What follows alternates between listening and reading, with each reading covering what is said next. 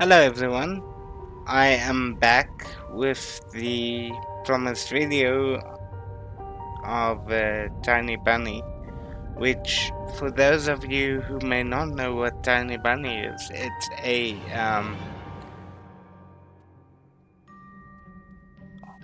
well, I am gonna go ahead and call it a horror atmospheric or rather atmospheric horror visual novel.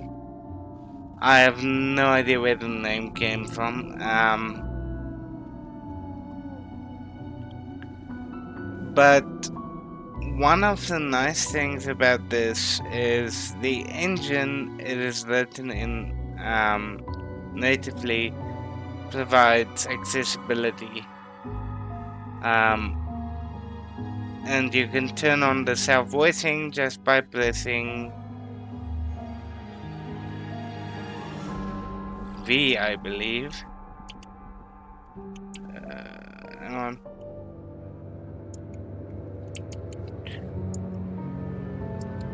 Oh, there we go. Credits. Self-voicing enabled. Yes. Credits. Yes. Good. I just wanna double check some stuff before I continue.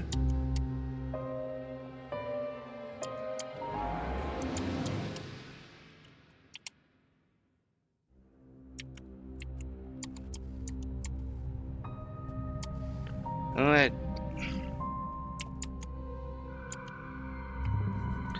Credits. So, by pressing V, you can turn on self-voicing. By pressing A, you bring up the accessibility menu. Font override, text size scaling, line spacing scaling, high contrast text, Alright, that's self-voicing, enough of that. return. Okay. So this game does have some mini games later on, and although it's not a new game, since episode 4 came out a little while ago, and since I believe the only new, well, all the new content I'll be able to cover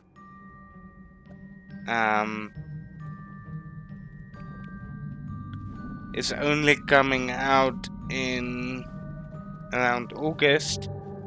In the case of Madden and Stories of Blossom, and October for Forza Motorsport. Sorry. Alright, Exit. but yeah, let's get cracking with it. One thing I will also mention is that this game may seem to have a clunky interface at first, but you get used to it, and there are sounds to indicate icons, which sometimes are spoken, and sometimes, like, all the text labels appears to be next to the icons, instead of directly on top of them, once you're in-game. There are also a few unlabeled, or rather unspoken options, which I will go through. I won't actually interact with any of them, except for maybe the backlog, if I accidentally skip something, which I will try not to do. Won't cover the whole game either, as usual, just a bit. Setting. To show the accessibility. New game. And get people interested in the game. Now, as I was about to say before I got sidetracked, I do apologize for this rambling. Usually I'm not this rambly, but it's late at night, and honestly, I feel that's the best time for this game. But anyway,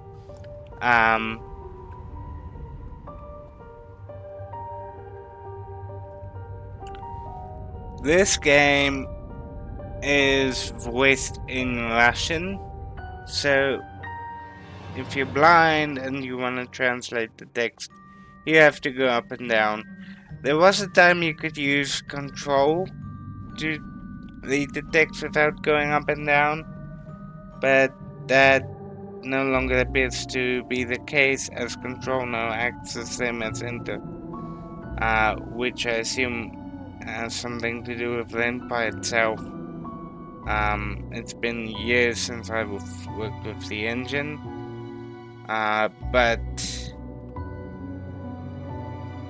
yes. Let's get into this then. Enjoy!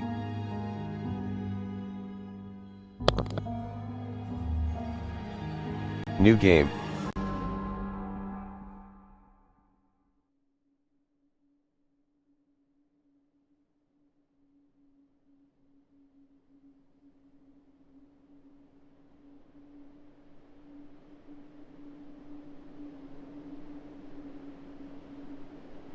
The wind clawed at my window all night long.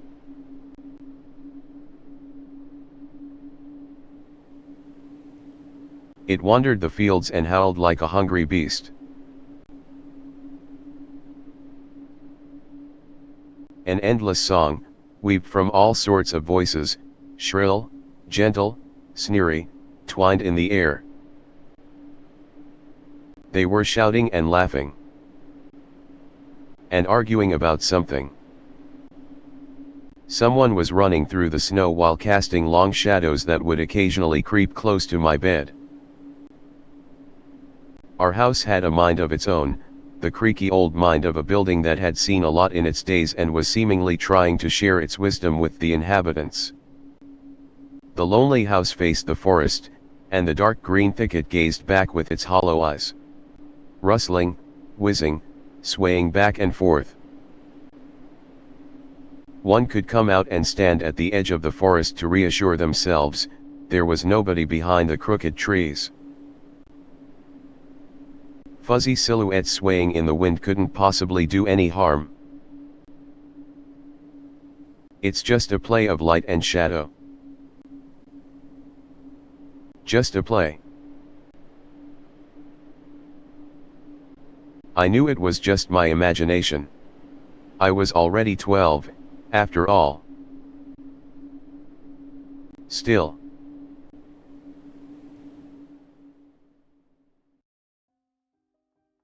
Episode 1, The Owl Will Arrive.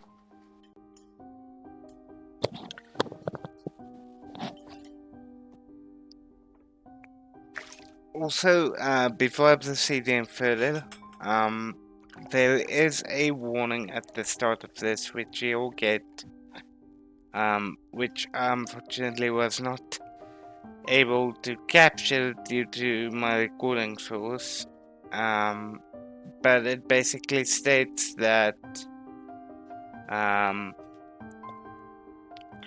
this game contains scenes of physical and psychological violence. Caution is advised. So if you're sensitive, this game really does contain a lot of, there are some violent scenes, there are some traumatic scenes,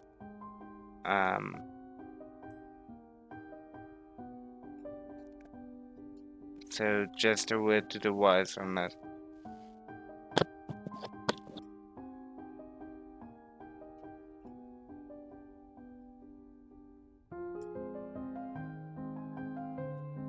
Убери книгу немедленно. Mom, hey, put away your book. Alright, so as you heard there, I went up and down with the arrow keys to, well, down and up in my case to get the text. But you heard that little beep, that right there. That first one is the backlog. Auto forward. That one is spoken. I wish the others were as well. I don't know why they're not. Presumably because they're low icons. I am guessing, since I can't actually see myself. but let's continue. The next one is skip scene, which I'm not gonna do. Because right now it's set to skip everything and not just unseen text. Then we have what I believe mutes all the sound. And then... oh wow. Okay. So... Mom. Mom. There are a lot more icons than I remember. Usually there are only 4, but I see during this scene we have 6. Let's see what OCR shows real quick. Nothing. That's one negative thing about this. You can't really use OCR with this. But I'll play around and give some more feedback on these other icons in the description of this video.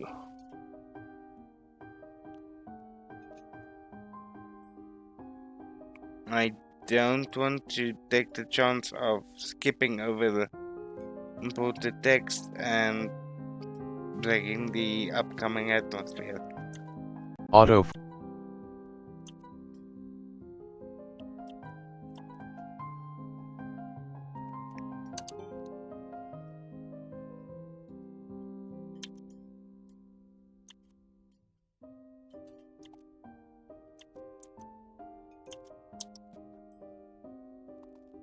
Huh. Okay. That's odd.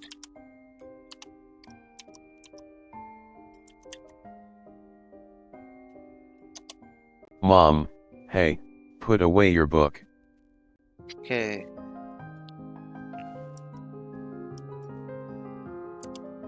Glossary is empty. Okay, yeah, one icon I forgot to mention was the glossary. But right now it's empty.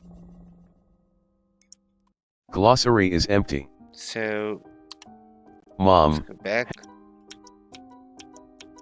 So, in order of appearance, we have Mom. backlog, Auto order forward. skip scene, glossary. Assume this should be the mute. Glossary. Oh, Glossary is empty. So it moved one on, that's odd. Okay. Mom. This is all new layout to me. It's been a while.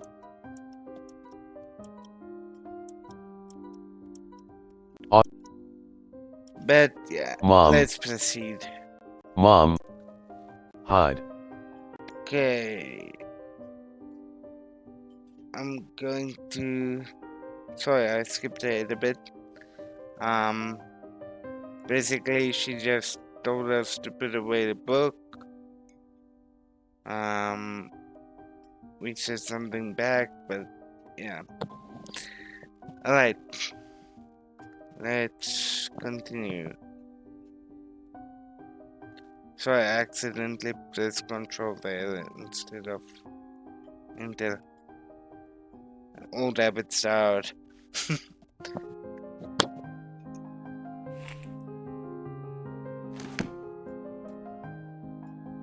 I didn't protest and put the book about Conan the Barbarian aside.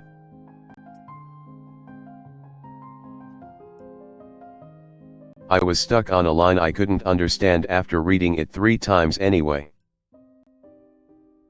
Olya had already finished her breakfast and was munching on some cookies.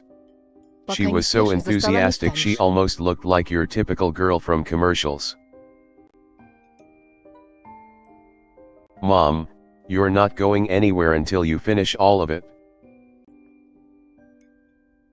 I, on the other hand, was still trying to drill a hole in the plate with my eyes, as if it would make the porridge disappear. Hazy anxiousness welled up inside. All because of the previous sleepless night, the black forest around our house and the gloomy wind. The longer I waited, the colder the lumpy white substance became.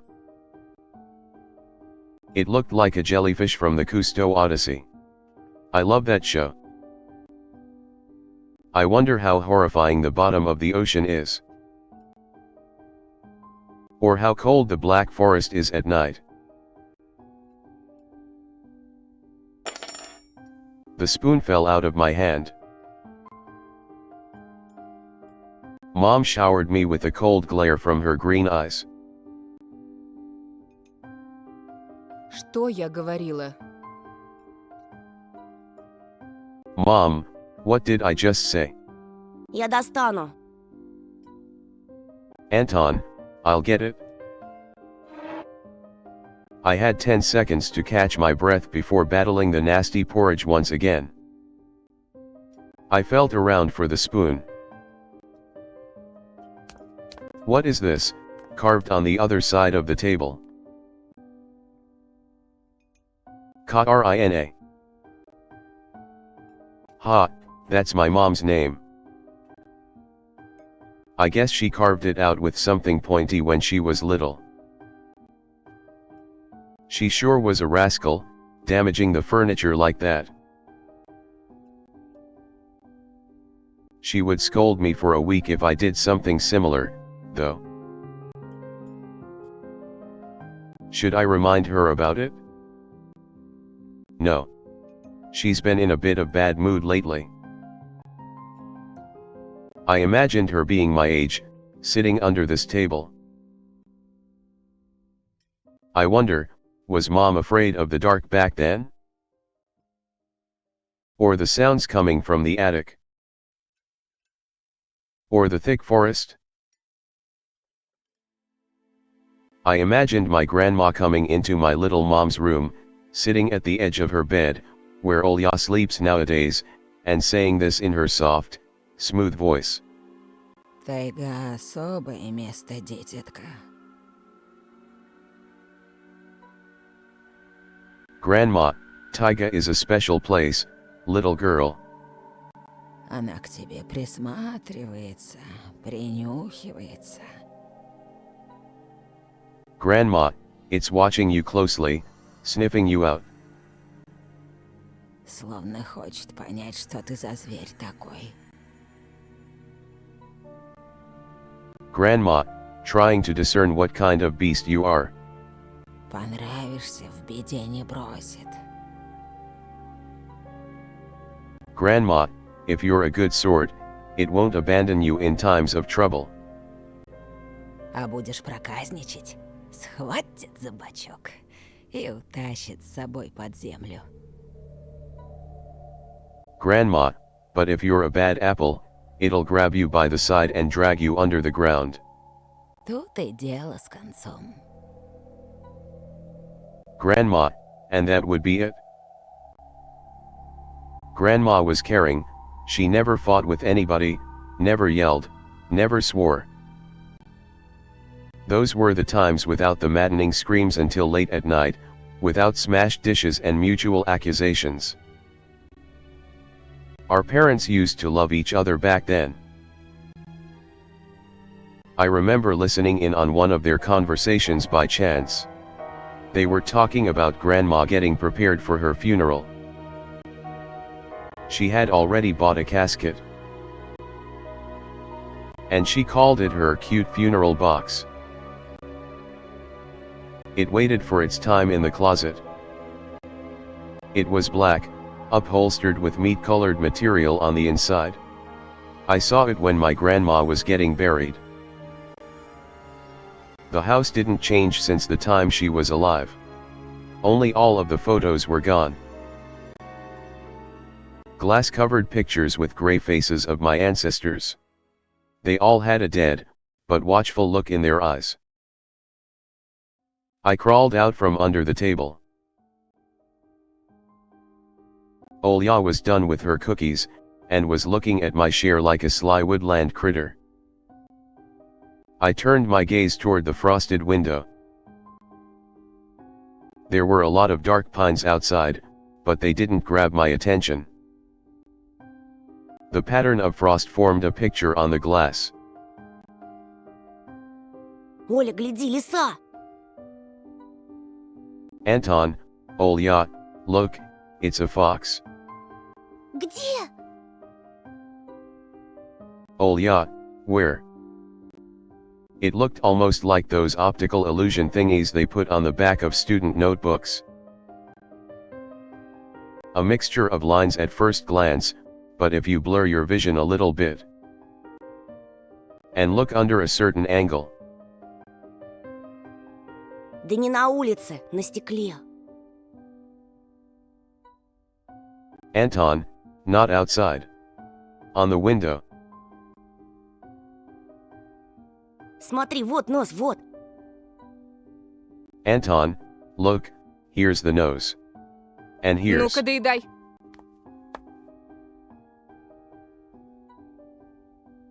Mom, hey, eat up. Да, да, сейчас. Anton, yes, yes, just a moment. Я ничего не вижу. Olya, I don't see anything. Живо. Совсем немного осталось. Mom, hurry up, there's not much left. А, вот. Но все равно не похоже. Olya, there it is, but it still doesn't look like one. А я говорю, похоже. Anton, and I'm telling you it does. Не-а. Olya, nuh-uh. Похоже. Anton, it does. Прекратите! Ну что за дети? Mom, stop it. These kids, I swear.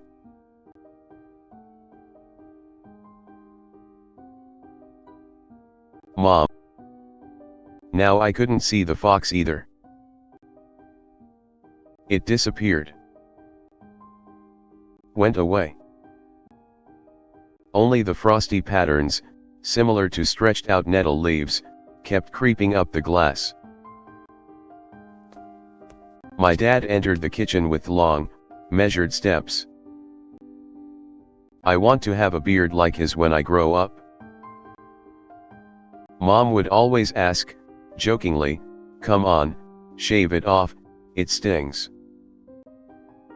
This was so long ago.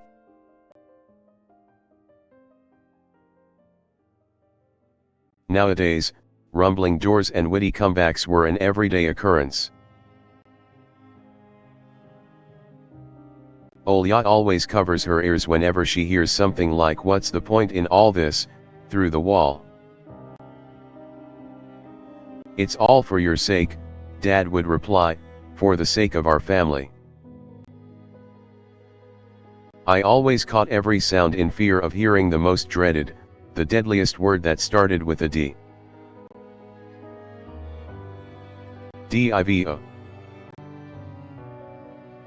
I don't even want to finish it. It was scary to imagine that me and my little sister could be torn apart and taken into two different families. Да что твоя лиса? Вот у меня на окне сова. Olya, anyway, your fox is nothing. I have an owl on my window. Olya, Опять ты anyway, со своей your совой. fox is nothing. I have an owl on my window. Dad, you and your owl talk again. Так ты же вчера мне верил. Olya, you said you believed me just yesterday. Никто ключи от машины не видел? Dad, has anybody seen my car keys? Вроде оставлял на подоконнике.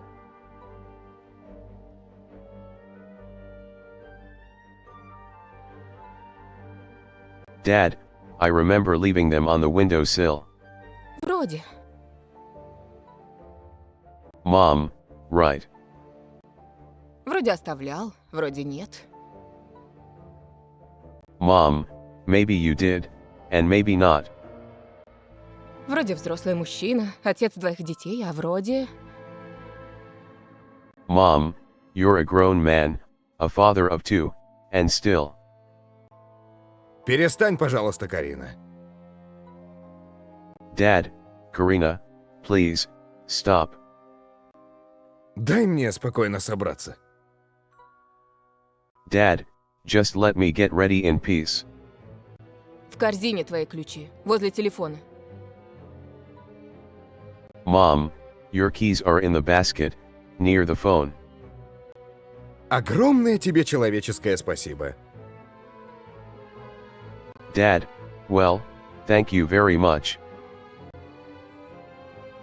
Антон, ешь быстрее, а то как мученик сидишь. Dad, Anton, stop making a martyr out of yourself and finish eating already. А сова? Oh yeah, but the owl. Не было там никакой совы.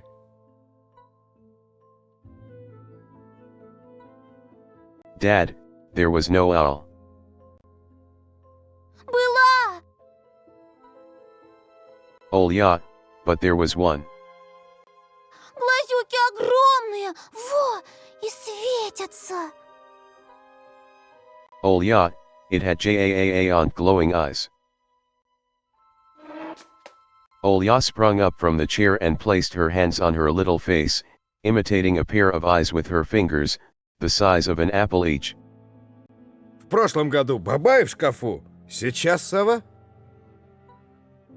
Dad, last year you had Babai in your closet, and now this owl? Но я же видела! Olya, but I saw it? Olya shifted her gaze back and forth from Dad to Mom to me, but couldn't find any support. А ты не думала подружиться с ней, нет? Dad, have you thought about befriending it? Вымышленными мышами покормить, например?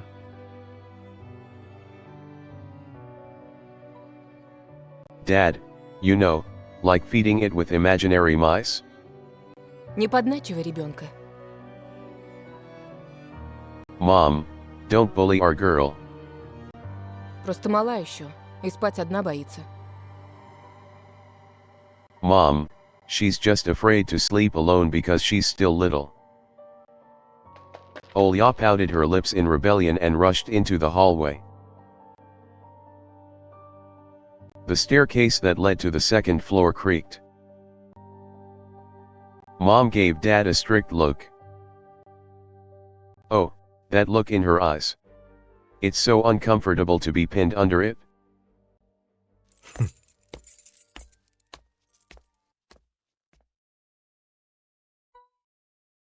Dad just snorted in reply and left, ringing with the keys he just found.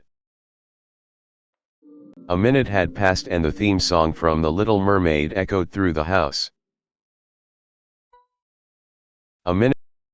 It was stored on incredibly worn-out cassette tape, which Dad already had to glue together once. It's so easy to fix objects, by gluing them back together, for example. But how do you fix a relationship? Mom moved to the living room and I was left alone, anxiously stealing glances at the window.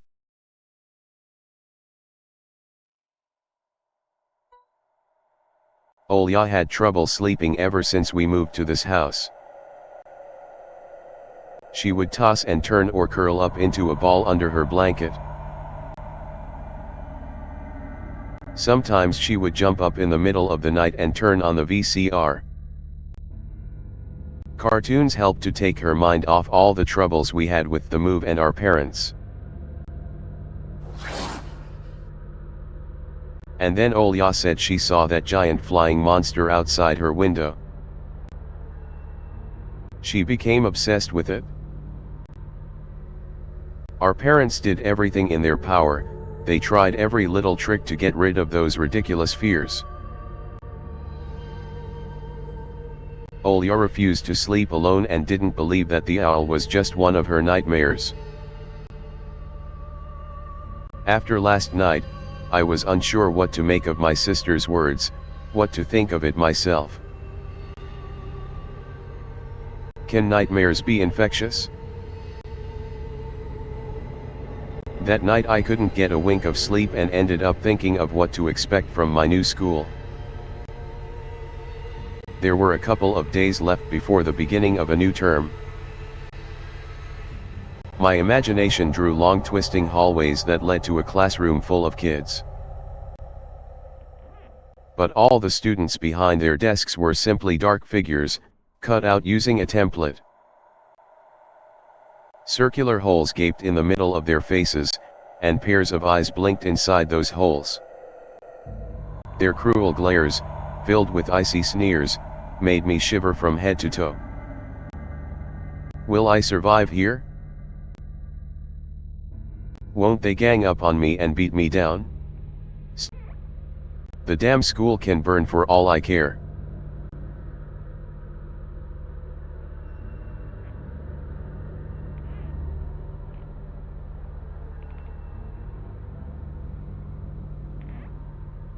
I just wished for anything to happen to it, doesn't really matter what. I didn't want to go there that badly. I didn't want to see people who are just itching to smack me on the head, trip me up, think of a new offensive name for me, worse than the previous one. I felt like the glasses I wore made me an outsider or some sort of a monster. My gaze slid across the drawings hanging on the walls.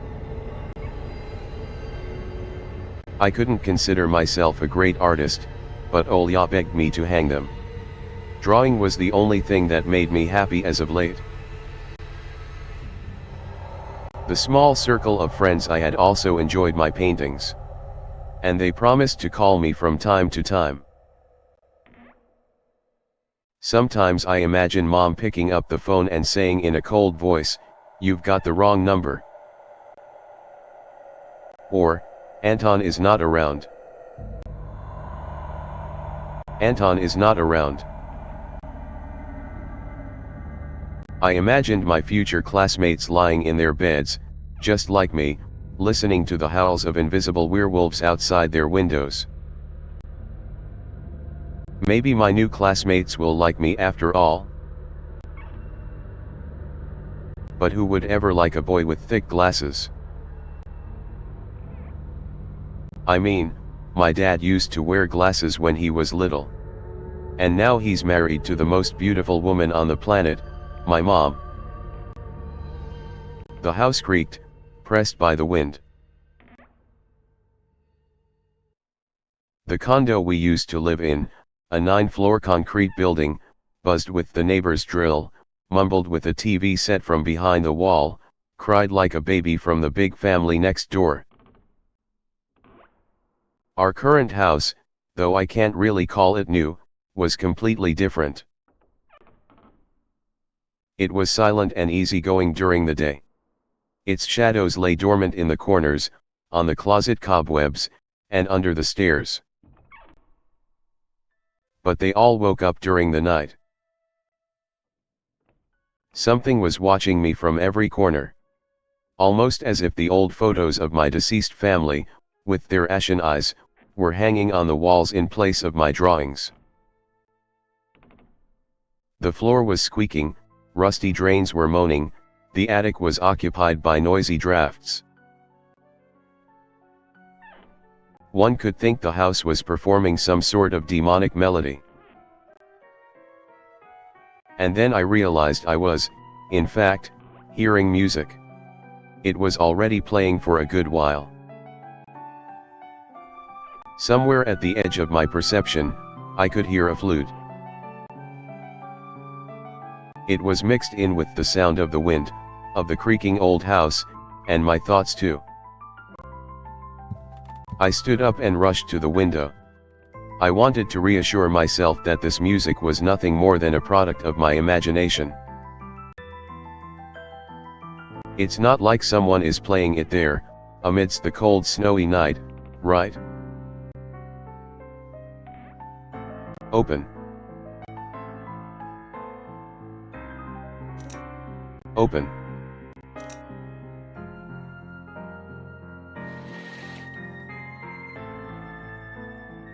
Someone was dancing in the field.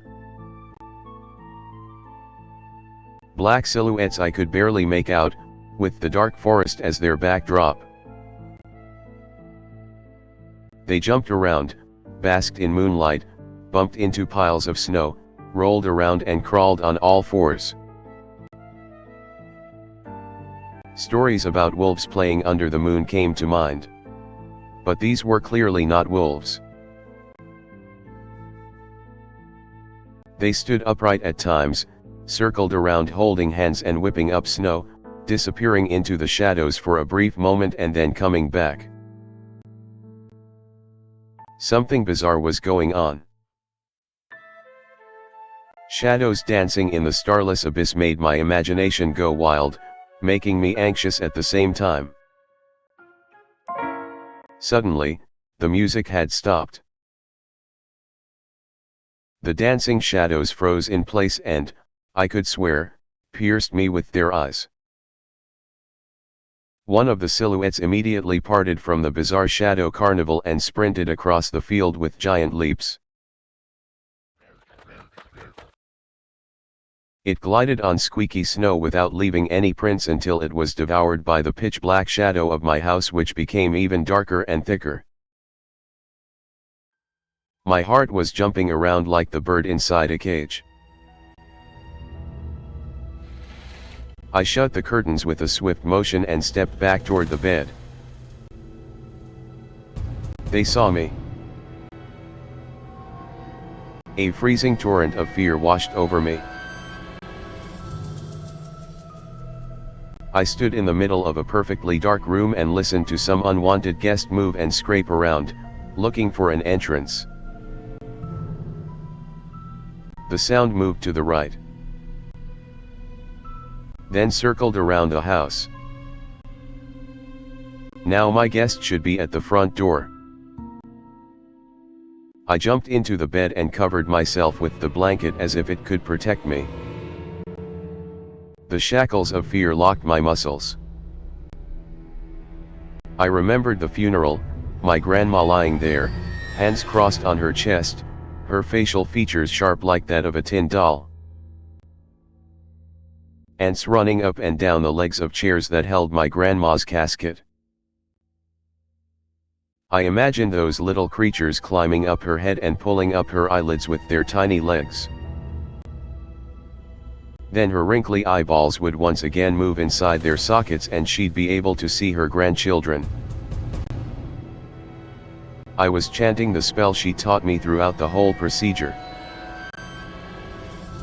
And now, lying under the blanket and listening to squeaks and howls, I was repeating the same words.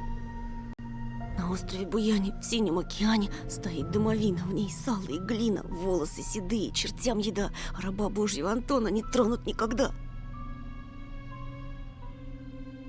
Anton, on the island of Bayan, underneath the blemished sun, in the sea of color blue, stands a cabin made of wood. There lay lard and ashen hair, for the spawn from devil's lair, to feast and always leave alone, God's faithful servant named Anton. Бесы забудут дорогу к дому. Anton, evil leave this house must. Мертвый к мертвому, швой к швому. Anton, ashes to ashes, dust to dust.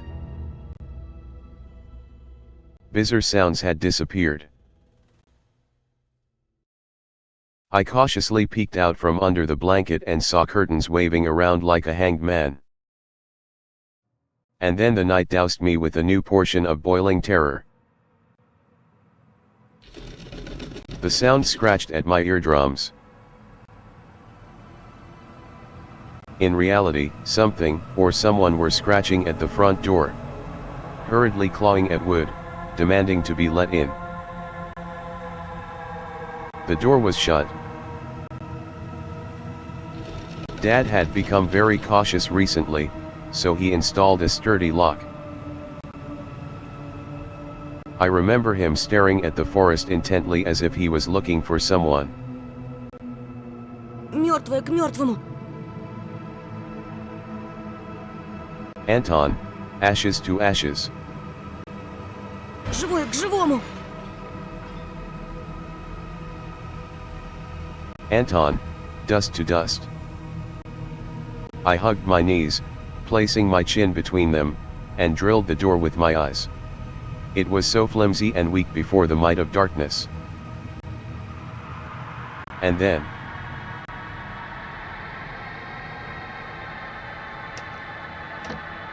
the doorknob twitched.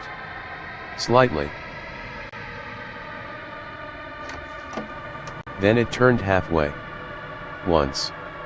Twice. As if the person who tried to enter had no hands. The doorknob tilted once more, and then started clicking. Violently. My jaw cramped from fear. My wet fingers clutched the blanket. The door creaked and opened. The wind taunted me, moaning inside the tin drains.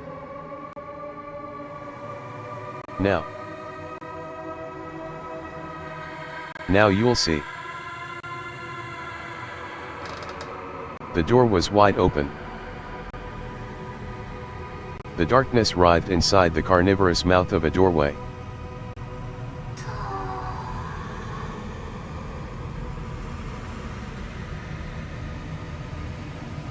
Two.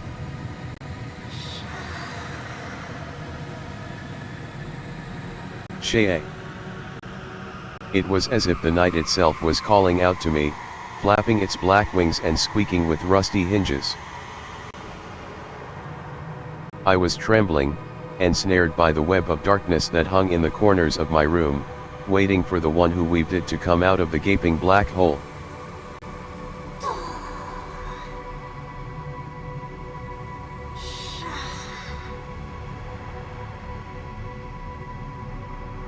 My abdomen tightened and my chest rose up, ready to exhale a desperate scream. But before I was able to do anything, the darkness asked me. Ты спишь тоже? Tosha, you asleep? My sister's pale face protruded from the thick shadows. I almost screamed from relief. Оля, я не сплю. Что случилось? Anton, Olya. I'm not sleeping. Did something happen? Olya frowned and stuck out her lower lip, a clear sign that she was about to cry. Оно опять прилетело и пялится на меня. Olya, it's there again, staring at me. Прогони ее, Тоша. Прогони, пожалуйста. Olya, shoo her away, Tosha. Please.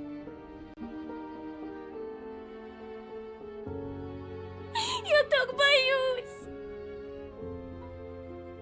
Olya, I'm so scared.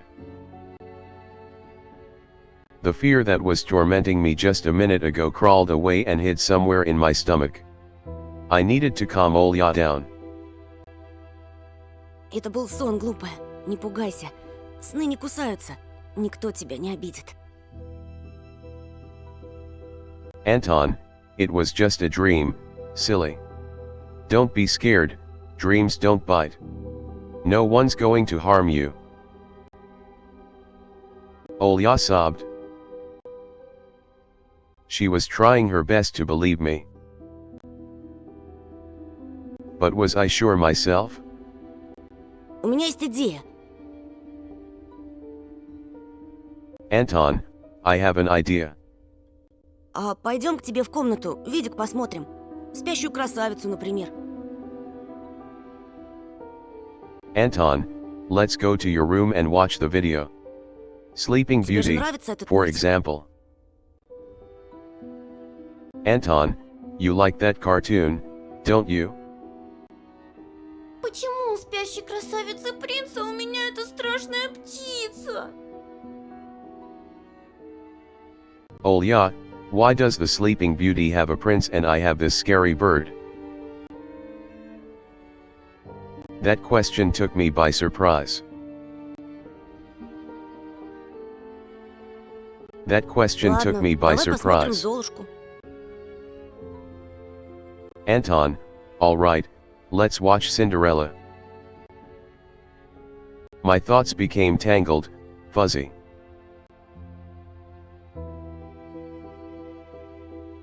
What was that? What studied me with its eyes while dancing feverishly under the moon? The darkness was clinging to the window, and it couldn't be fooled by Grandma's old chants. It couldn't be satisfied with a feast of lard and long ashen hair. Тоша, ты идешь? Olya, Tosha, you coming? Да, сейчас. Anton, yes, yes. Just a moment.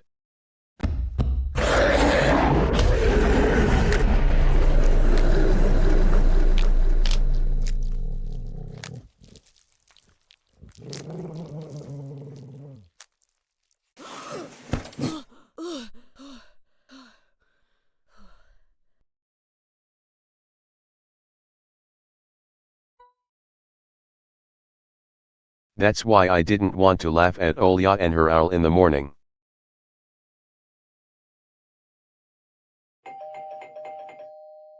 Who could be visiting us here, in the middle of nowhere? We don't know anyone around here.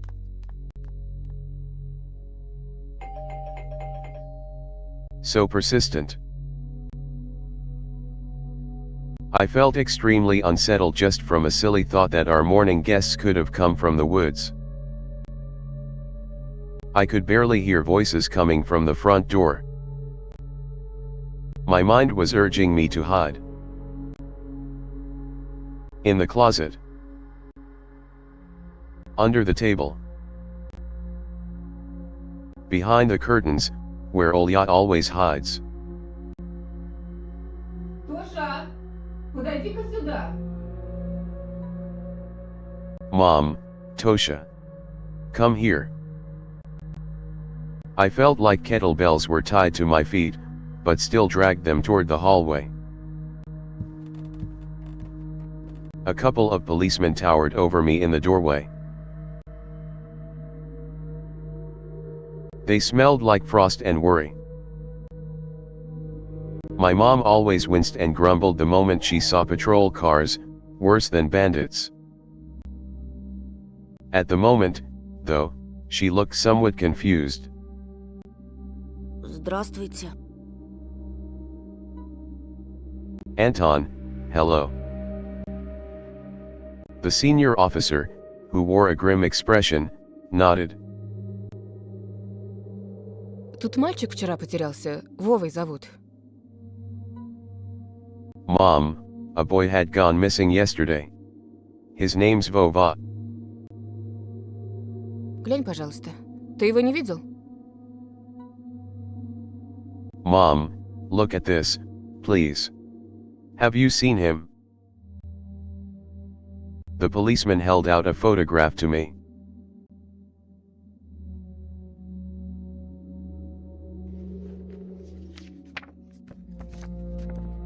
There was a ginger boy around the age of elementary school, pictured with a wall carpet as the backdrop.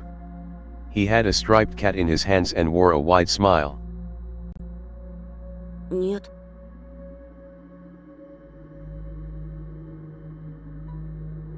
Anton, no, I haven't. Точно? Посмотри внимательнее. Policeman, are you sure? Look closely. Где мне его видеть?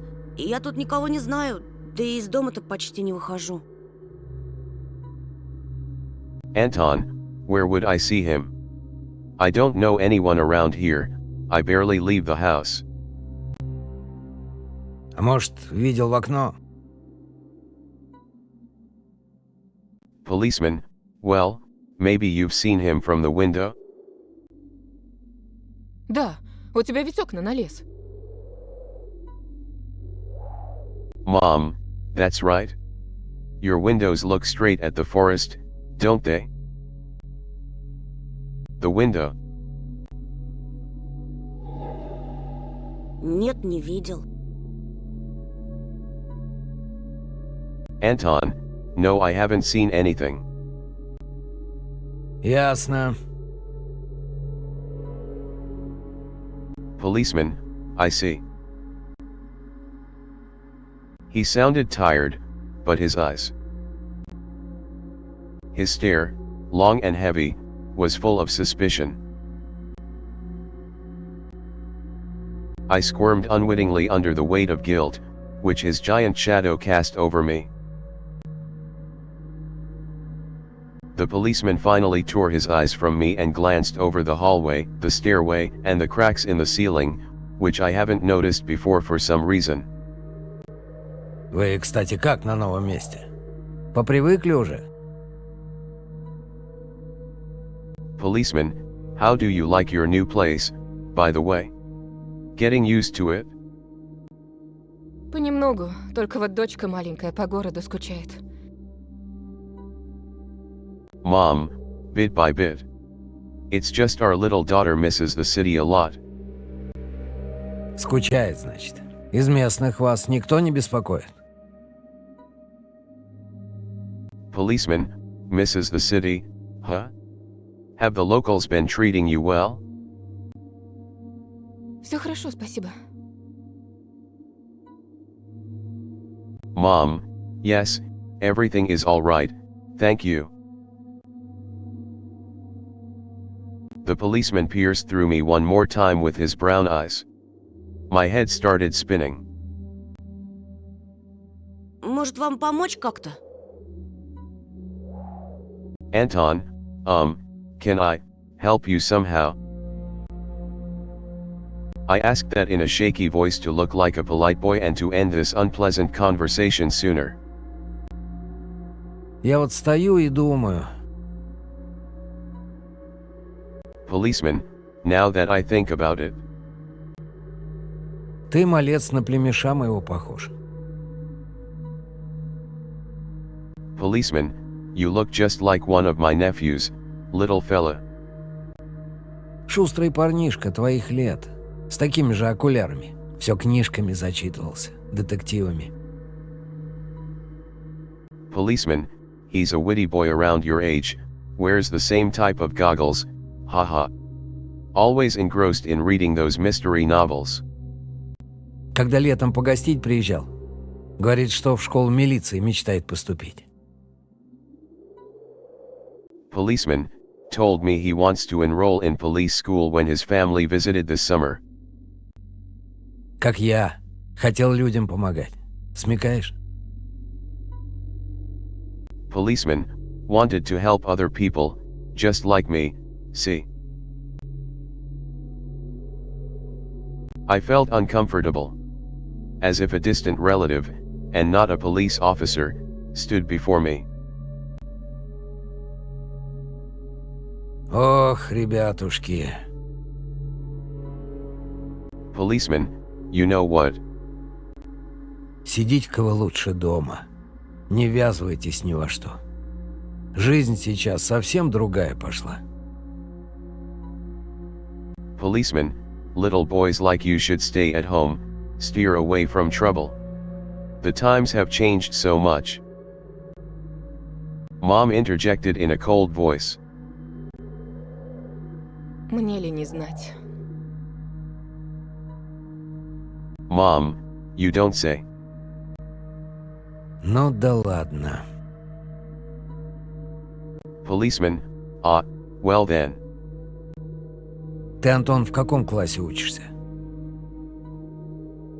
Policeman, what grade are you in, Anton?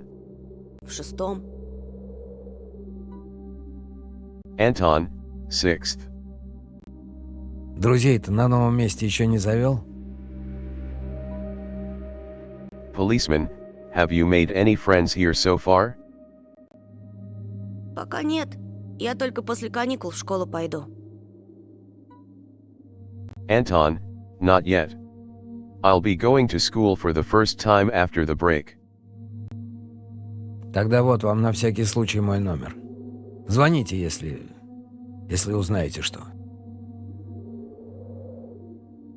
Policeman, then I'll leave you my number, just in case.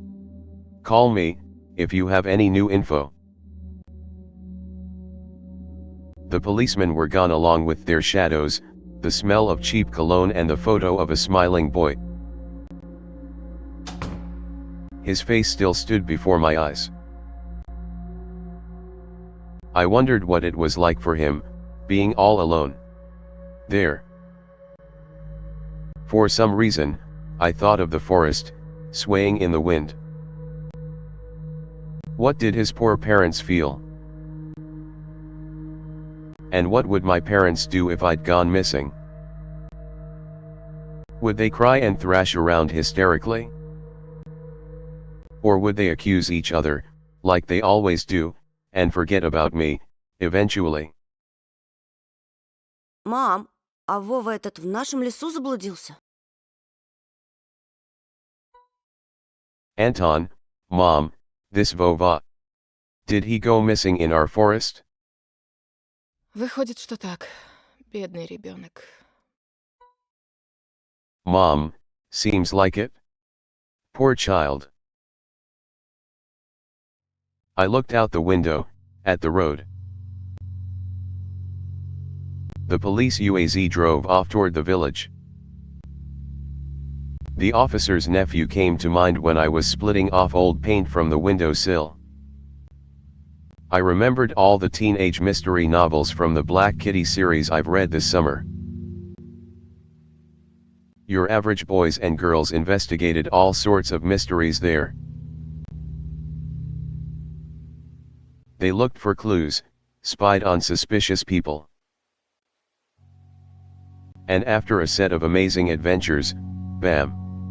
Solved any complicated case. They became local celebrities and must have made their parents very proud. I noticed a trail of policemen's footprints that led to the forest. And then it clicked in my head. Why don't I start an investigation of my own? Maybe I'll find that lost boy. And I'll get a reward. Olya will be so happy. And not only Olya. Mom and Dad too. Maybe they'll even forget about their quarrels for a while. Maybe I'll even save us from the D word. I fantasized about buying Olya a Tamagotchi, and getting a cassette player and a bunch of tapes for myself. And a whole box of Kinder Surprise. When was the last time our parents bought us any toys? Last autumn, I think. My dad had lost his job at the time. There's that annoying song about it. I had little to no idea what was the accountant's job like. They count money, I think.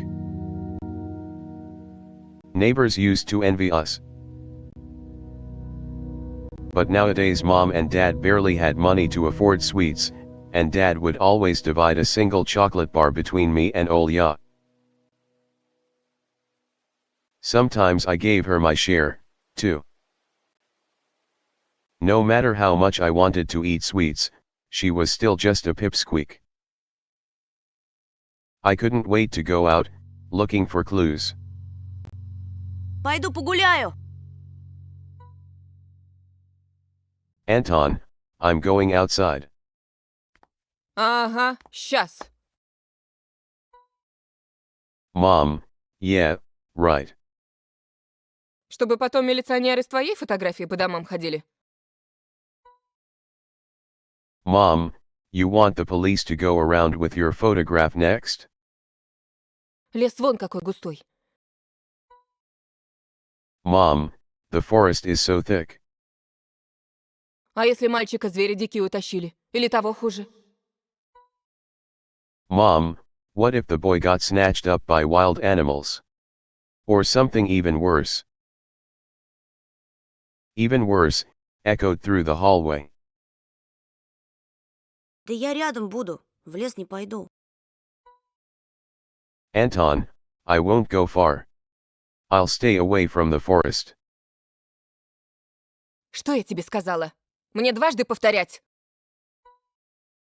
Mom, did you hear what I said? Or should I repeat myself? Лучше портфель собери или соли поиграй. Mom, better go pack your school bag or play with Olya. The sound of splashing water came from the kitchen. It meant that the argument was over and Mom had the last word. To front yard, to kitchen, open.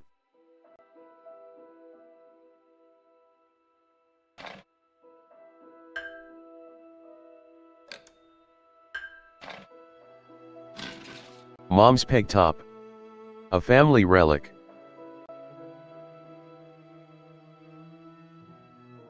My mom played with it when she was little, then she gifted it to me. Olya was next in the succession line. The toy belonged to her now. She stared at the dancing spindle as if it could show her something, a fairy tale or maybe even our future. Now even my little sister was a bit too old for the old squeaky peg top. To front yard, to... This cross had seen so many people come and go in this house.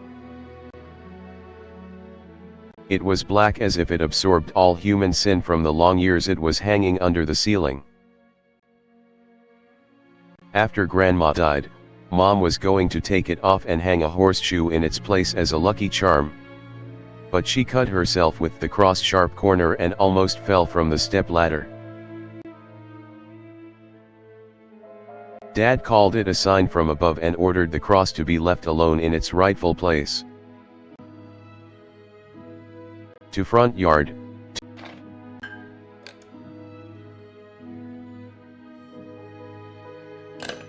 My parents prohibit me from making long-distance calls, but from time to time I really want to hear my old friends.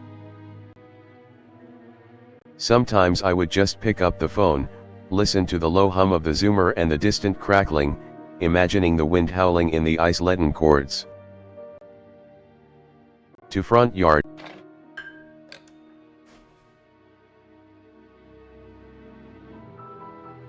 Lie to Mom, turn back, open.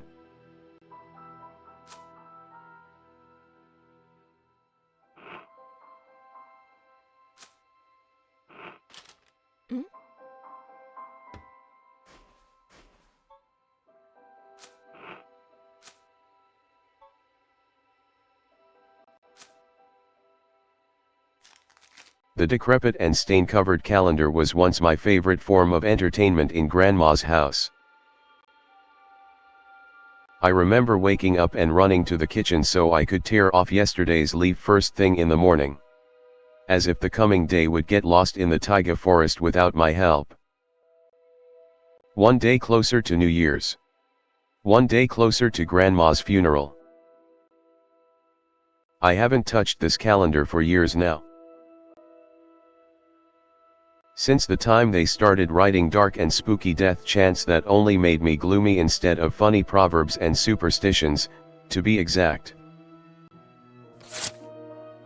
I grabbed a dusty calendar leaf with caution and it tore off effortlessly. Sadly, the spooky descriptions from my childhood were still there. 7 horses carry the log. If 7 can't carry, bring the 8th from a ferry. They will take it away and never come back. This is the fate the log cannot escape. I crumpled the gray leaf and threw it into the waste bin, hoping to get rid of the anxiousness that washed over me. It was spreading inside me like an ink stain on blotting paper. Lie to mom. I won't touch it ever. Radio, Emercom of Russia has declared the state of emergency due to adverse weather conditions.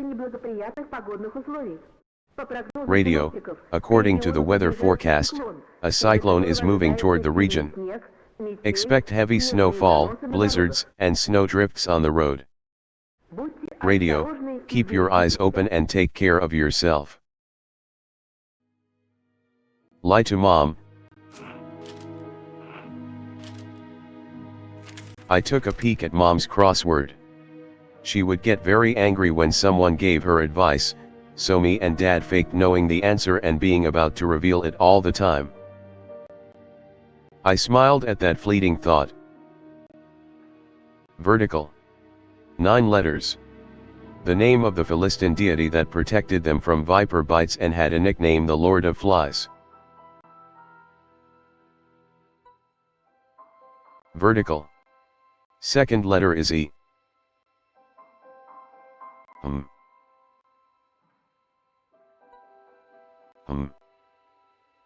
Lie to mom. Vertical. 9 letters. The name. Lie to mom.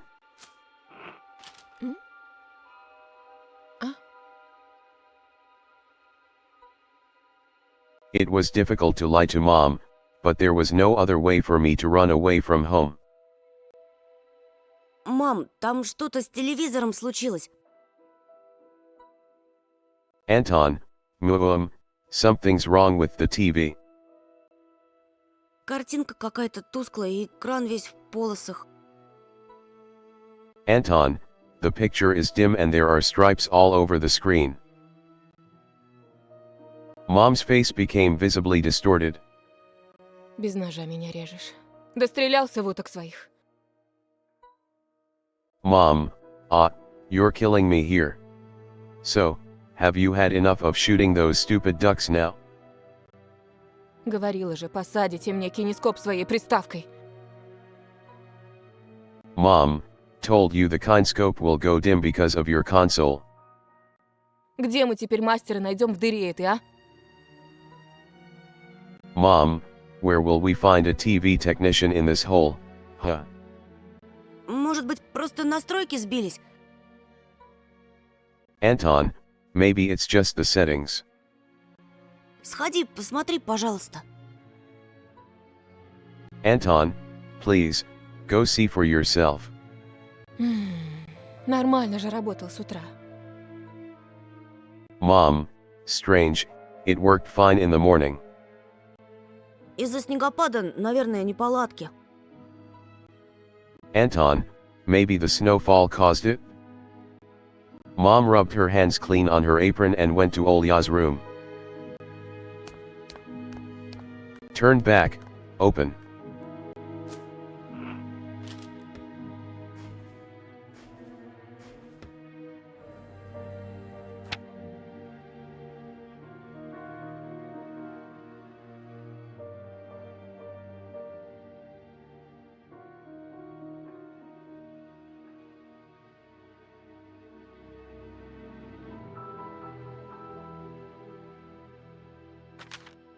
Turn back, open.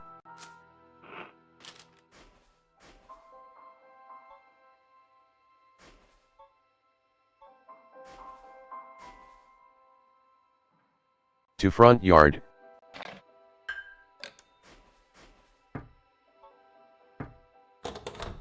There's no time for this, Mom will come back soon. To front yard.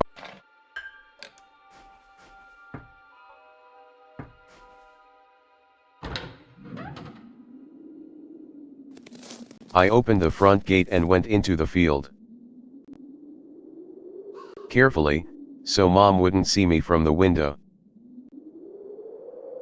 When I crossed half of the distance toward the forest, the snow piles became as high as my knees. I remembered my nightly fears. I saw those silhouettes around here. They were jumping around, holding hands. That hypnotizing music started playing in my head all on its own. In the light of day, those distant figures felt like a simple dream.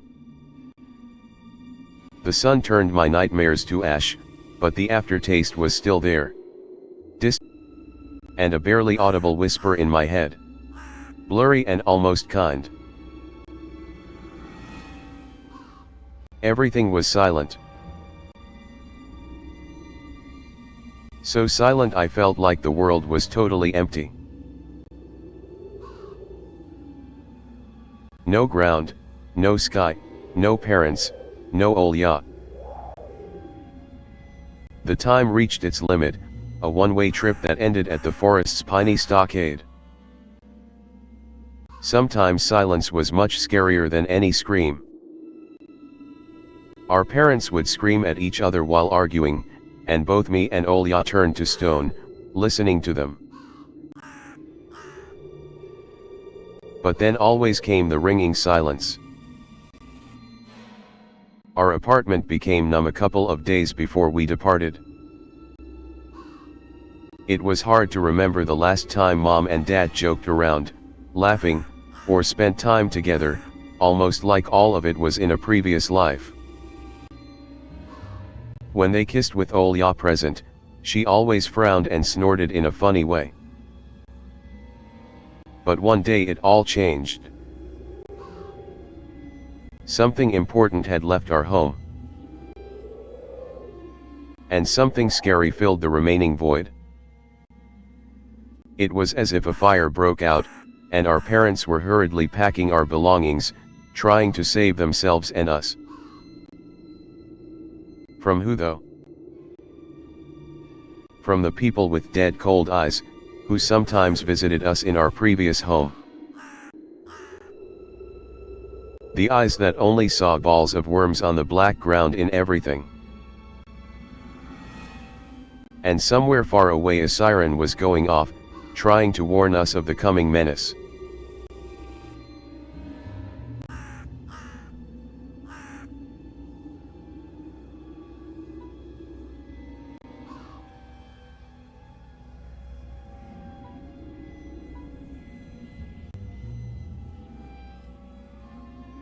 I shuddered, hissing away my delusions, and looked around. There were only me, this white field and the wind that was whipping up icy dust and belts of powdered snow. I squinted from the sun, and turned my eyes to the sunless forest. It looked especially dark in contrast with the blinding whiteness. Knobby tree roots slithered under the snow like fat snakes. Rotten leaves and coniferous needles froze into the ice. Dry, prickly branches intertwined, bringing up uncomfortable thoughts about fences. Were they protecting the forest? Or were they keeping something from breaking out? Some object was hanging from one of the pointy branches.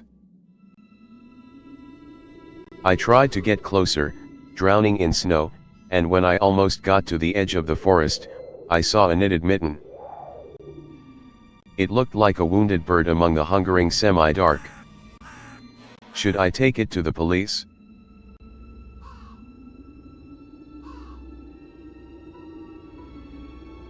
Should I?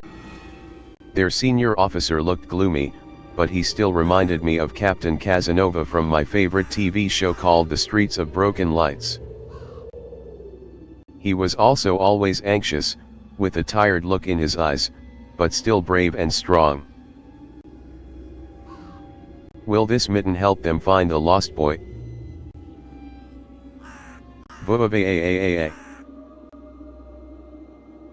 I heard a distant shout. Looked like it came from the river. Voa. As if the trees were calling out to someone.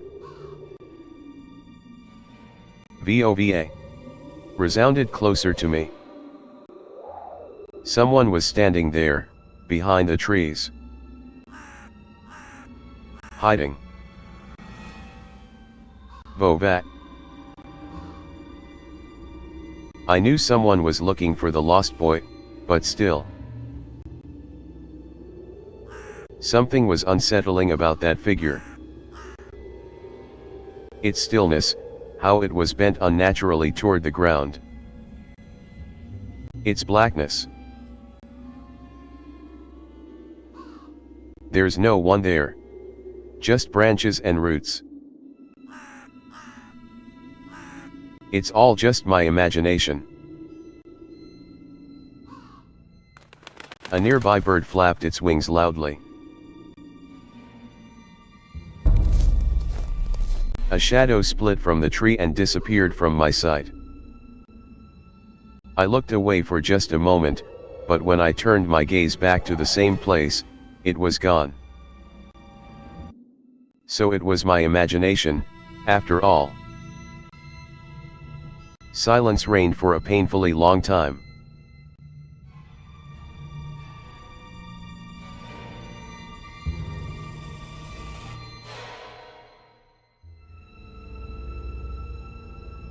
My muscles were tightly sprung, my heart was beating somewhere in my throat.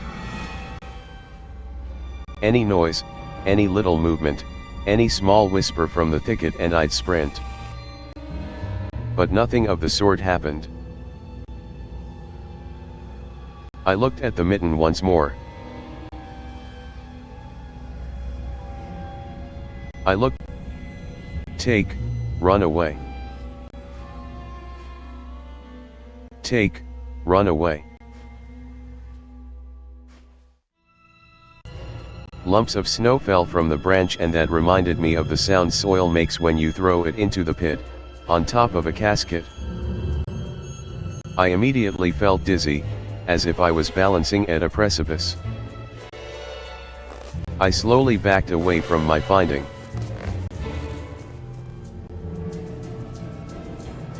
It felt like the moment I touch it a trap would spring. And the mouse would get caught. Someone walked on the ice close by. My inner voice whispered, "Save yourself. Run." My nerves got the better of me. I ran, burying my head in my shoulders. Someone was chasing me from the darkness, breaking pine branches, closing the distance with giant leaps.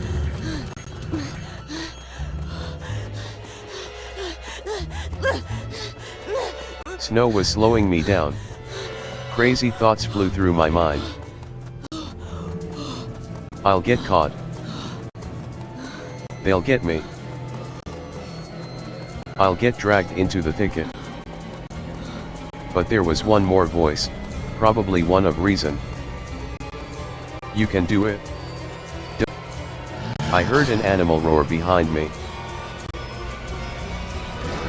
It was so loud my ears went numb. It felt like the sound had come from a pack of hungry beasts, rather than a single one. Their nostrils sucked in freezing air. They sensed my fear. Two giant wings flapped above my head. An enormous shadow flew over the clearing. A hoot. A wheeze. The roars were coming from all directions now.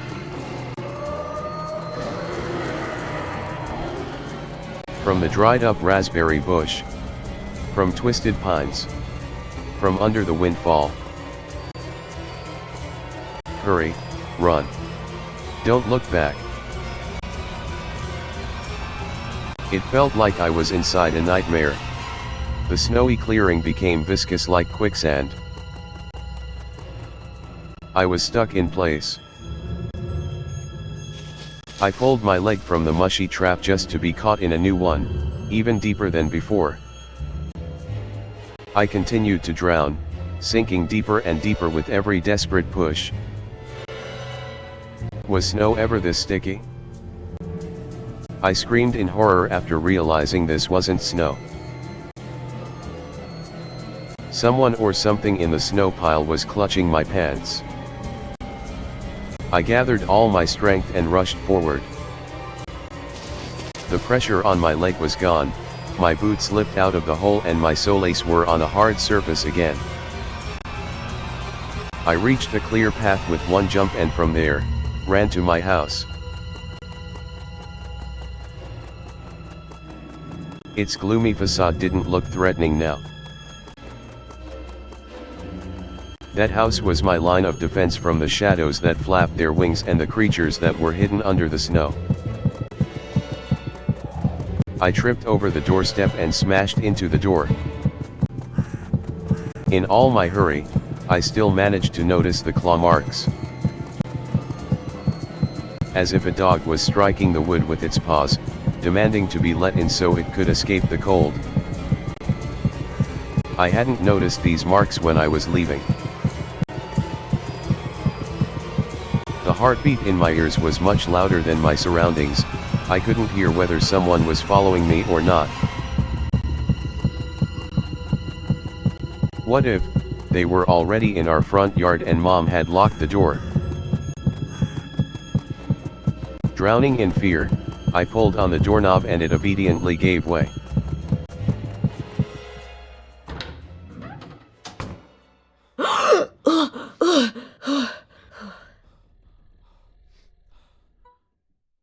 I rolled into the hallway and shut the door behind me. Porch planks creaked as my pursuers ascended the stairs. My fingers slipped off the lock and I couldn't click it into place. I gritted my teeth and pulled hard on the iron knob, whipping it between the boards. I stared blankly at the door. Someone was standing on the other side of the pitiful, flimsy barrier that was probably less useful than blankets. Wheezing breath reached into the house and crashed at me in waves. It smelled of pine and sweat. Mom peeked out of the kitchen and chastised me with the same frigid voice she always used when talking to Dad. Что конкретно тебе не ясно в просьбе не хлопай дверьми? Mom, what exactly didn't you understand when I told you to never slam the door? Я случайно. Anton, I didn't mean to. I snuck a glance at the door, the smell was gone, and the breath was too. If there was someone in the first place, of course. Here, mere 5 meters away from Mom, my fear was slowly weakening, melting like snow in spring, and with it the last bit of strength I had left my body too. My legs gave way. I propped myself up against the wall so I wouldn't fall over. Mom's expression had changed immediately. The cold mask of strictness and detachment was gone. Mom looked the same as before all those quarrels. She finally saw my condition, my wet pants plastered with snow. Ты где был? Я тебе что говорила, а? Чтобы ты дома сидел. Mom, where have you been? What did I tell you, huh? I told you to stay home. Я и для тебя пустое место. Mom, am I nothing to you too? I got afraid she would cry. I reached out to her like when I was very little and wanted her to cuddle me. But Mom regained her composure fast and put on her usual face. Her eyes shined like steel. Her voice rang out. У отца сигареты пропали. Mom, your dad can't find his cigarettes. Признавайся, ты их стащил? Курить бегаешь? Mom, be honest, did you snatch them? Were you smoking in Там secret? за мной кто-то гнался, и я думал, меня... Anton, there was someone chasing me. I thought. I stuttered as soon as I started explaining myself. Tears welled up in my eyes.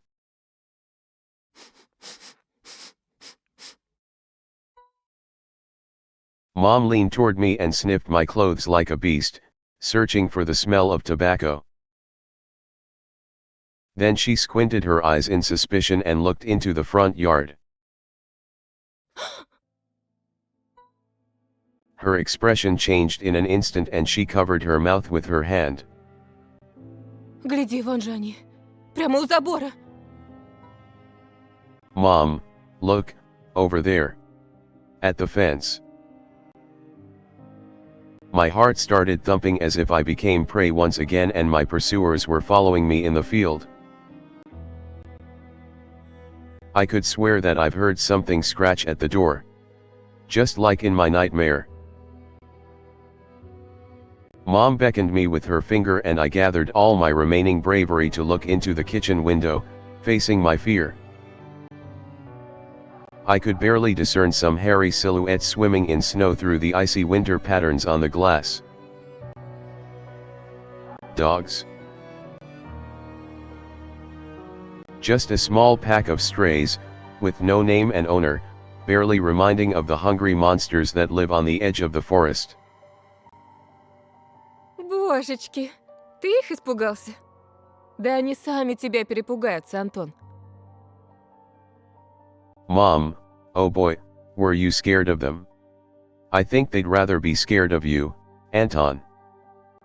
Они гнались за мной, словно за зайцем. Anton, they were chasing me, like a bunny. А вдруг они бешеные? Anton, and what if they're rabid? The smile had slowly disappeared from Mom's face.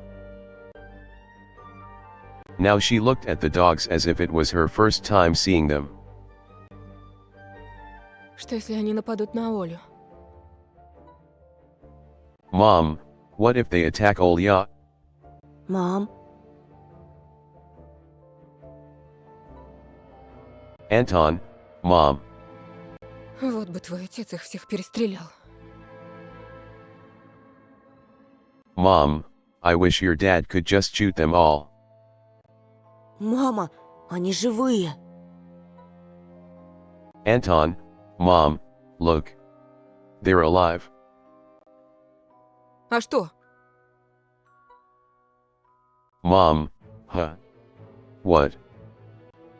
Ты уж определись, они тебе друзья или враги? Mom, are they your friend or foe after all? Make up your mind. Не маленький ведь уже. Mom, you're not a little kid anymore. Mom sighed in annoyance, and I felt so bitter that I bit my lower lip and fixed my gaze on the cobweb-ridden corner just to keep myself from crying. Well, some detective I am. In reality, I wasn't risking my life among monsters, but rather my pants among a pack of stupid strays. I wanted to sink through the floor from embarrassment. Иди сюда, паникер. Mom, come here, my boy who cried wolf. Да не стой столбом. Вот, таблетку на. Быстро пей. Mom, oh, don't just stand there, come take your pills. A golden-colored pill, reminiscent of a dead wasp, fell onto my palm. Я уже пил сегодня, за завтраком. Anton, I already took one during breakfast. Попререкайся мне еще. Mom, don't talk over me. Сказала дома сидеть, нет же. Mom, I told you to stay home, and you. Был бы отец, выпорол. Mom, Dad would have given you a good whipping for that. Сейчас же выпей, а то ночью не уснешь. Тебе ведь в школу завтра. Mom, come on, take it, or you won't be able to sleep at night. And you have school tomorrow.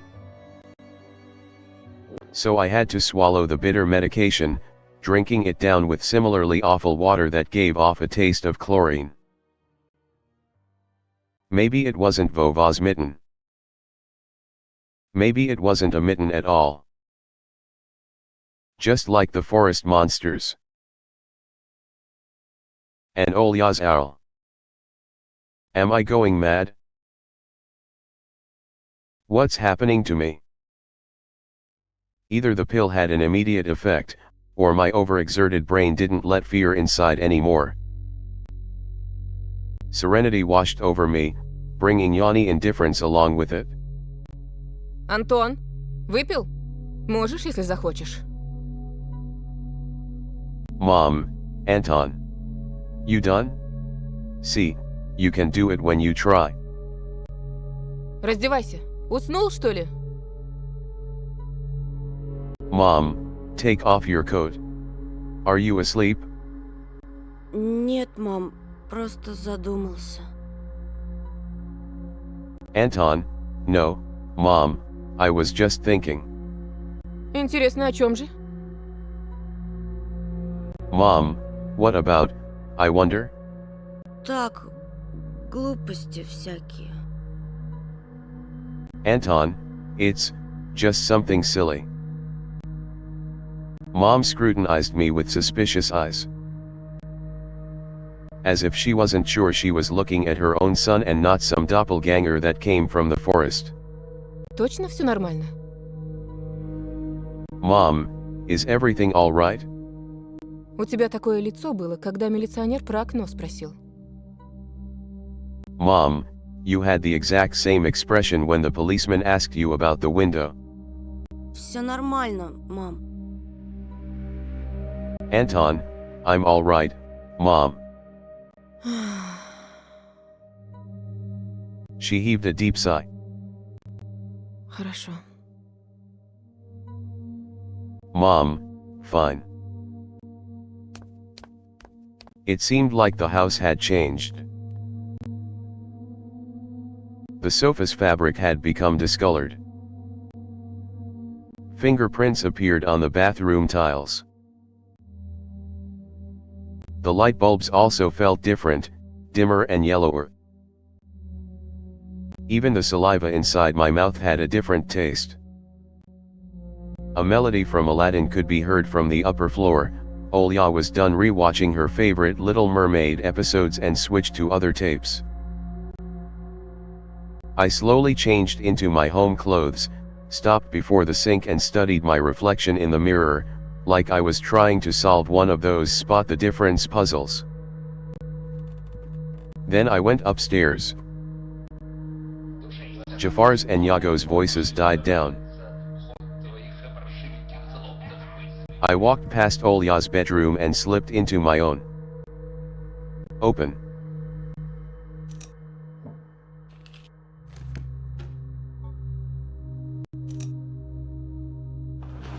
The forest didn't look as grim during the day. Entangled tree branches in the distance and the snowy field between our house and the forest brought sleepiness to my eyes. But sometimes I would still catch myself looking in the window at the icy treetops instead of doing my homework. Open. My Triceratops figurine. I know about all sorts of dinosaurs, velociraptors, afrovenators, hypsilophodonts. I remember going to the movies to see Jurassic Park back when we still lived in the city and taking pictures with the T-Rex in the hall. It turned its head and roared. It was awesome. And next to it was a Robotech transformer. I love this cartoon. When a jet fighter speeds up in the intro among the sounds of blaster fire, you know your next 20 minutes will surely be amazing. Zentradi space station is captured. Rick, get ready for battle. Open.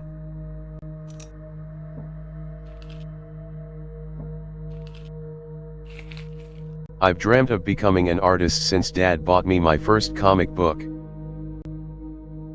Fly magazine was the coolest. I especially liked the big space-related edition with alien monsters and that funny episode about a gendarme. I started drawing all kinds of stuff since that day, and I seem to be getting pretty good at it. One of my letters even got published in Fly once. Maybe someday they'll even publish my comic? Open. Monsters, ghosts, UFOs. The Encyclopedia of Paranormal Phenomenon from Rossmann Publishing. I've learned about the Loch Ness Monster, Medusa Gorgon and Bigfoot from there.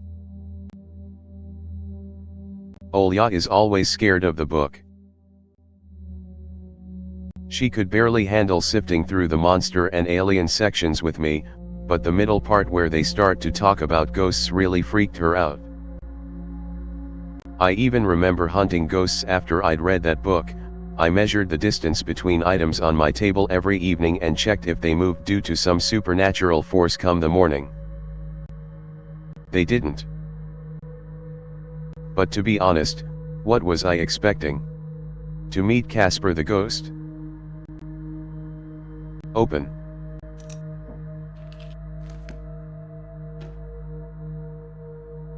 One of the drawers was empty. I hid the policeman's phone number there. This simple action drained the last bit of strength from me. I sat on the bed. And only then I noticed, there was someone behind the curtains. My tired hand dropped to the sheets. Whether it was due to medication I took or the stress I underwent, the room began to contort, as if the wind was blowing the walls out like a pair of sails. The corners of the room bent and undulated. The only stable thing in the whole room was the figure between the windowsill and the curtains. Just like a shroud. Оля, Anton, Olya. Who else would be standing there? I stood up and licked my dried up lips. Оля, очень смешно. Anton, yeah, Olya, it's so funny. The silhouette was unmoving. It was enveloped softly by the curtains. As if there was a thick layer of darkness there, not a human being. I reached toward the curtains. Badum, badum, beat my heart, controlled by medication. The wind sang in the field with a chorus of voices. For a second, I wanted to return to the bed, just lie down and watch the person behind the curtain, knowing full well they were looking back at me. They're looking without blinking, waiting for me to fall asleep. Попался! Olya, gotcha. Да я сразу понял, что это ты. Anton, I knew it was you from the beginning. A blindingly bright halo lit up above Olya's head with the setting sun as the background. My sister was shining. When she was just a baby, Dad always used to say she was shining with happiness. I always retorted, but Dad, she's not some flashlight. But I brought her to the window one day and sunlight poured on her smiling face. I felt like I was holding a light-woven child. А почему к нам милиция приходила? Ты что-то натворил? Olya, why did the police come? Did you do something? Нет, конечно. Скажешь тоже. Anton, no, of course not. Это из-за совы, да? Olya, it's because of the owl, isn't it? I showed her a worried smile and rubbed her head. Один мальчик потерялся в лесу. Anton, a boy got lost in the woods. О, ему, наверное, там очень холодно. Olya, oh, he must be really cold out there. А его найдут? Olya, will they find him? Обязательно. Anton, they will. Участковый по домам ходит, всем фотографию его показывает. Anton, the police are going house to house, showing his photo to everybody. Olya traversed the room with care and pressed her tiny palms against the window. А почему он по домам ходит, а не по лесу? Olya, and why are they going to the houses, and not the forest? Боится? Olya, are they scared? The question caught me off guard. Милиционеры ничего не боятся. Anton, the police aren't scared of anything. И лес они прочесали. Anton, they've already scouted the forest. I changed the topic. As if trying to get Olya as far away as possible from the forest thicket. Если я сам найду пропавшего мальчика, нам, может, награду дадут. Anton, we may get a reward if I go and find this boy by myself. Кучу всякого, как в поле чудес. Anton, a lot of stuff, like in the Wheel of Fortune. Клёво же. Anton, sounds cool, right? Olya wasn't listening to me. She asked in a hushed voice, while piercing the forest with incredibly adult eyes, uncharacteristic for her. А что, если эта сова его утащила? Olya, what if the owl got him? Ерунда. Anton, nonsense. Не может сова поднять человека. Anton, an owl won't be able to lift a human. Но вот что... Anton, but you know what? I was picking my words with utmost care. I forced them out of my overexerted brain. Ты в лес не суйся. Мне кажется, он какой-то... Anton, stay away from the forest.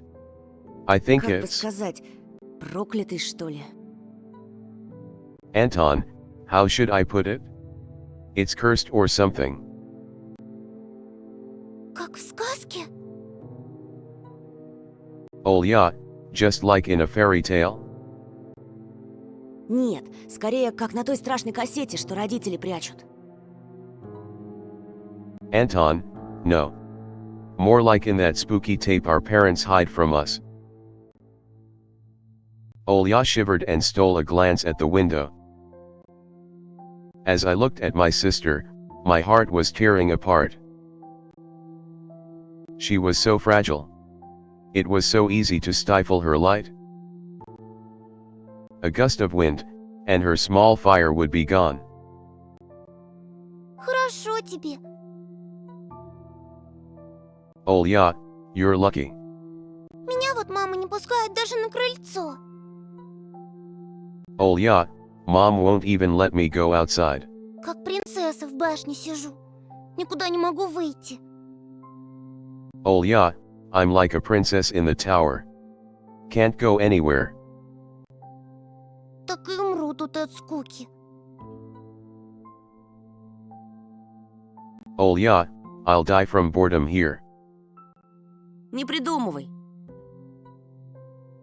Anton, you're wrong. От скуки еще никто не умирал. Anton, no one has ever died of boredom. У тебя же есть я и мультики, а мама с папой скоро помирятся. Anton, and you have me and your cartoons, and mom and dad will be good to each other soon. Знаешь, что бы я загадала на следующий день рождения? Olya, you know what I would wish for on my next birthday? Чтобы родители тоже в детей превратились, и мы бы все вместе играли, как раньше. Olya, I'd wish for mom and dad to turn into children so we could go and play together like we used to. Ага, а если бы они стали размером с жука, то мы бы их в спичечный коробок посадили. Anton, yeah, and if you'd make them as small as bugs, we could place them into a little box. Olya giggled and tugged at my sleeve. Тоша, пойдем Аладдина смотреть? Olya, Tosha, let's go watch Aladdin. Fatigue won over my desire to be with my little sister. Fatigue won over my desire to be with my little sister. I was washed over by some sort of heinous apathy. Anton, I'm too tired. Ну пойдем. Olya, come on. Мне скучно одной, а мама занята все время. Olya, it's so boring alone and mom is always busy. Можно выбрать другой мультик, который ты еще не видел. Olya, we can pick a cartoon you haven't seen before. Да я все наши кассеты наизусть знаю. Anton, I know all of our tapes by heart at this point. А вот и не все. Ты Питера Пэна не видел. Olya, not all of them. You haven't watched Peter Pan. Помнишь, ты уснул на середине? Olya, remember how you fell asleep in the middle of it? А там потом такое. Ну пойдем, пойдем. Olya, and so much happens after that. Let's go, let's go. Давай попозже. Anton, maybe a bit later. Рассказать тебе, чем все закончилось? Olya, should I tell you how it ends? Утром расскажешь. Anton, let's leave that for tomorrow. Утром не захочу. Olya, I won't tell you tomorrow. Придумала. А давай в прятки. Olya, I know. Нет, Оль. Anton, no, Olya. Тогда нарисуй мне динозавра. Olya, then draw me a dino. Оля, блин. Anton, Olya, please. Нарисуй, нарисуй. Olya, draw it. Draw it. Да оставь ты меня в покое! Anton, leave me alone already? I blurted it out without thinking. And then I was immediately taken aback. I'd never screamed at my little sister like that. Olya stared at me in shock. Her lips started trembling, a precursor to tears.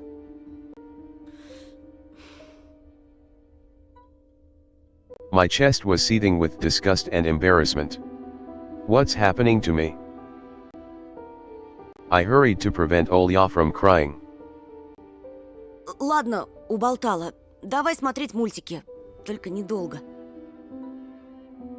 Anton, alright, you win, let's go watch cartoons for a bit. Уже не хочу. Olya, I don't wanna. I came up to her. Put my hand on her soft head. Пойдем. Anton, let's go. Питера Пэна посмотрим. Anton, let's go watch Peter Pan. Ага, ты опять уснешь. Olya, boo. You'll fall asleep again. I smiled and lifted her chin. Her eyes were wet and felt bottomless. Не усну, обещаю. Anton, I promise I won't. А потом я тебе целого трицератопса нарисую. Anton, and I'll draw you a full triceratops later. Ура!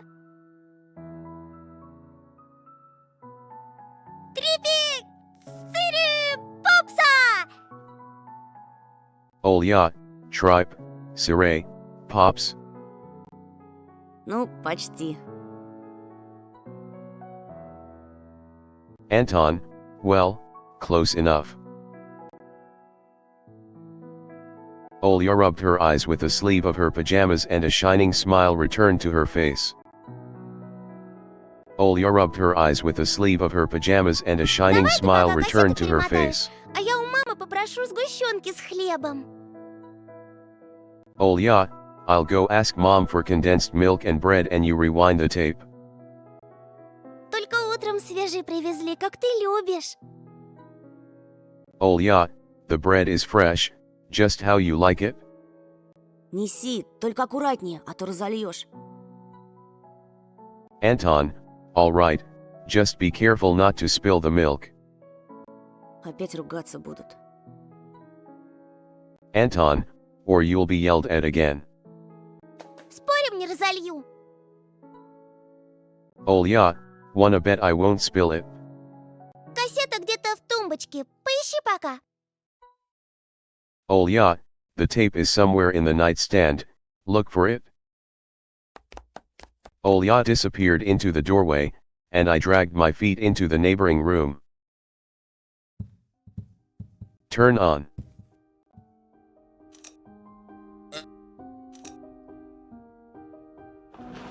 The scary window where Olya sees that accursed owl every night, lurking in the dark. Olya keeps curtains open during the day, but as soon as the twilight comes she shuts them tight, so she wouldn't see the pair of hungry eyes outside. Turn on. Olya's countless toys.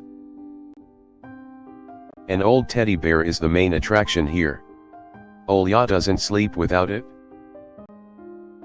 And she digs her nose into its fur when she sleeps.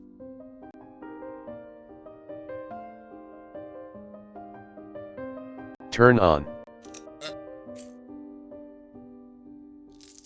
A piggy bank.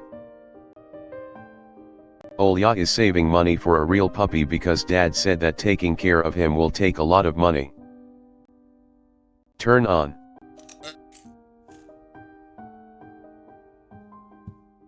The old photon TV was gathering dust in the corner.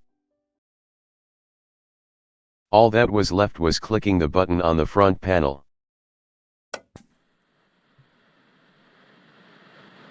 The tube warmed up and familiar white noise started dancing on the black screen. I almost reached out to turn on the VCR, when the noise calmed down and a blurry image appeared for a moment. It was a dark taiga forest, just like the one outside my window. The picture split the screen in half. Something creepy resembling human speech was coming out of the speaker. Just a few moments later the scenery was again overshadowed by noise. Did it catch some rogue signal? Local TV station only really showed Soviet cartoons, and even that was pretty rare. And only just recently I used to always watch Robotech before school.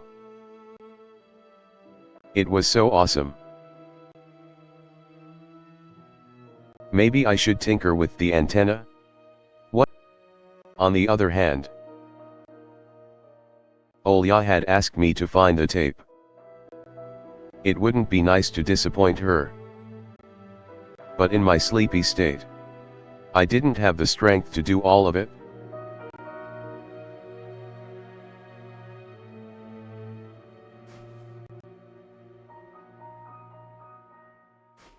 Set. Search.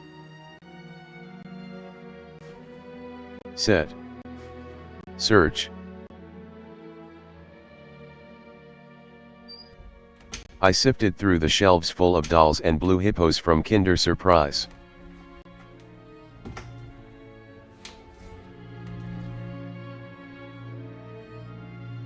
I found the tape I needed thanks to its shabby spine. I got the black rectangle from its box.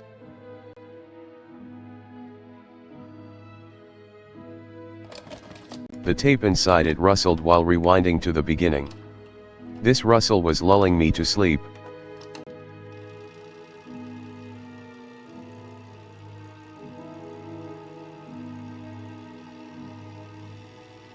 Drowsiness attacked me while I was squatting before the TV.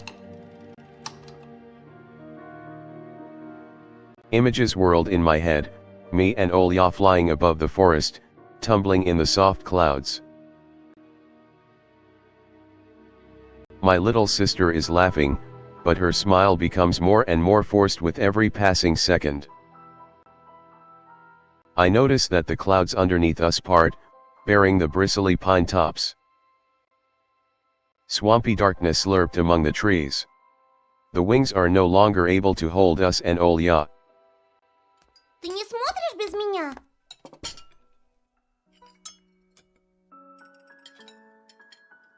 Olya, you haven't started without me, have you? My sister brought the tray with unevenly cut bread and a whole can of condensed milk. I rubbed my eyes. Нет, садись. Anton, no. Come, sit. Мама с папой опять ругаются. Olya, mom and dad are arguing again. У них сейчас период такой. Anton, they're going through rough times. Глупый какой-то период. Olya, rough times are lame. On the screen, Wendy was hiding Peter Pan's shadow into the dresser. Olya was entertained by the cartoonish dog Nana. Может, и нам родители собачку купят? Olya, maybe mom and dad will buy us a dog too? Ага, как же. Anton, yeah, right. В Небыляндии у меня будет своя собственная собака. И кошка. И попугайчик. Olya, I'll have my own dog in the Neverland. And a cat? And a parrot. Olya smeared a slice of bread with a thick layer of condensed milk and handed it to me. А у тебя все молочные зубы выпали? Olya, have you lost all of your baby teeth? Конечно. Anton, obviously. Olya frowned, deep in thought. У Питера Пэна зубы молочные. Olya, Peter Pan has baby teeth. Вдруг со взрослыми зубами тебя не пустят в его страну? Olya, what if they won't let you go to his land with adult teeth? Мы что-нибудь обязательно придумаем. Anton, we'll think of something. Попросим папу исправить тебе возраст в паспорте. Olya, we'll ask dad to alter your age in the passport. С чего это папа будет документы подделывать? Anton, and why would dad forge documents? Olya took a bite from the sandwich and started talking with her mouth full. Будет. Мама говорила, что он так делал. А я подслушала. Ol ja, he wife. I heard mom say he did that before.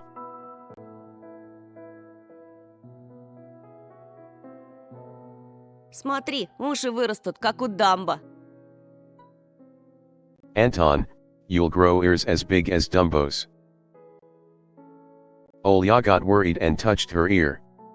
I smiled to myself. My little sister was silent now, she just devoured bread, watching the adventures of Peter Pan, Tinker Bell, and James Hook. As if she got sucked into the fairy tale Neverland. To be honest, I also imagined myself there, in a land where one never ages, where no one argues over little things, where no one listens to fights and the sound of broken plates at night. It felt like I was dreaming with my eyes still open. Then my sister's scream pulled me back to reality. Тоша, скорей, штору задерни! Olya, Tosha, shut the curtains, fast. Зачем? Anton, why? Никто же на тебя не смотрит. Anton, no one's watching you. Уже темно, а когда темнеет, прилетает сова. Olya, it's dark, and when it's dark, the owl comes. Я боюсь. Olya, I'm scared. I got out of bed, fighting my drowsiness, and closed the curtains. Close. I did my best not to look outside, toward the treetops, toward the taiga forest which seemingly drew closer and closer. Of course, it was just a visual effect from shadows of branches scraping the snow. Тоша, мама думает, что я напридумывала про сову. Olya, Tosha, mom thinks I made the owl up. И папа считает, что раз я маленькая, это значит врушка. Olya, and dad too. Thinks I'm a liar since I'm small. А сова есть. Olya, but the owl exists. Вот честная-пречестная, есть она. Olya, honestly, it does. Ты же мне веришь? Olya, you do believe me, right? Что она там и каждую ночь прилетает и... Olya, that it comes every night, and... I swiftly grabbed Olya's hand and looked her in the eyes. I was trying to transfer at least some of my courage and determination. But did I really have those qualities? Я тебе верю, слышишь? Anton, yes, I believe you, all right? Ты только родителям больше не рассказывай про сову.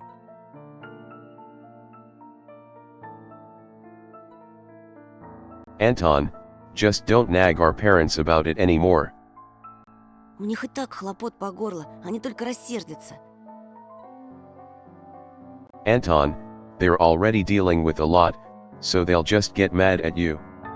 Ты мне говори, если что случится. Anton, come and tell me if anything happens. И в окно не смотри. Anton, and don't look out the window. Но она хочет, чтобы я смотрела.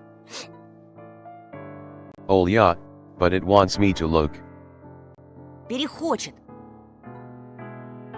Anton, doesn't matter. Притворись, что ее нет и не было никогда, что она выдумка, как родители говорят. Anton, act like it doesn't exist and never existed, like it's made up, just like mom and dad say. Ей ждать надоест, она улетит. Anton, it'll get tired of waiting and fly away.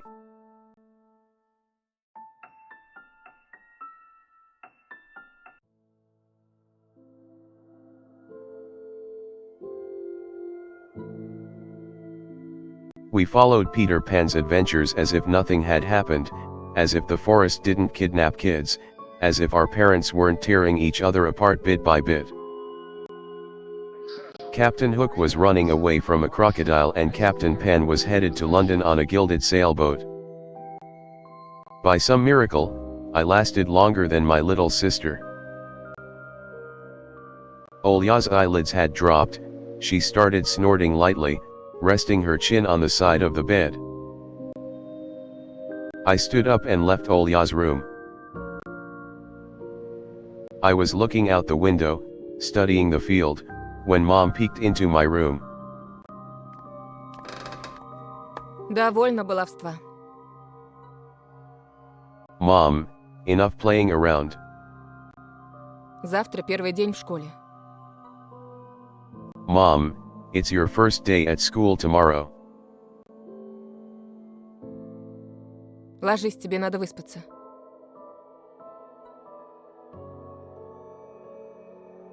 Mom, go to bed, you should sleep properly. Не хочешь же ты, чтобы тебя все дразнили Соней? Mom, you don't want to be teased for being sleepy, right? Adults think everything is so simple. As if sound sleep would ensure my classmates would like me. I covered myself with a blanket up to my neck and listened to the house humming, to something invisible rustling in the corners. My inner voice had a question for me: do I want to hear that mysterious flute again? Yes or no?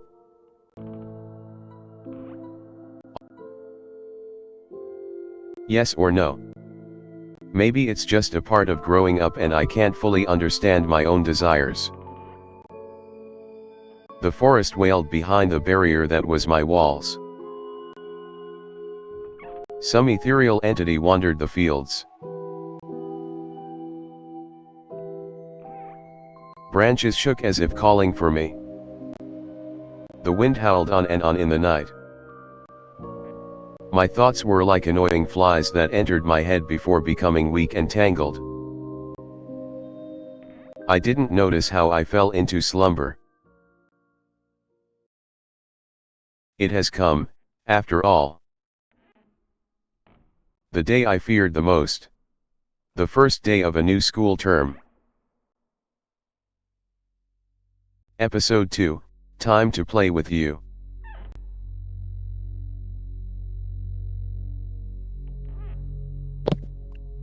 Okay, guys, I think playing the first episode gives you more than enough of an overview of what to expect, with this game. Like I said, there are some puzzles, but, I've not heard any complaints about them. So, I assume that, like, we figured everything else out so far. Well, except that I made the wrong choice. I wanted to take the middens.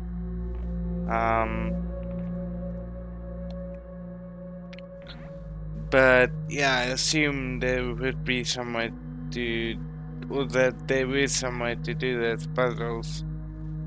Since I haven't seen any questions about those. But yeah, I hope this gives you an overview of the game and what to expect, and I hope it makes you curious. I know I am. I definitely want to see where the story goes.